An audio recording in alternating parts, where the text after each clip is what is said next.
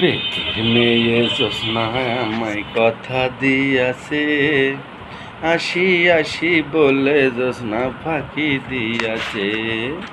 পেটের মেয়ে জ্যোৎস্না আমায় কথা দিয়াছে, আসি আসি বলে জ্যোৎস্না ফাঁকি দিয়াছে। তুমি জ্যোৎস্না হে তা দিয়েছিলে কথা, তোমারে না দেখলে আমার প্রাণে লাগে ব্যথা।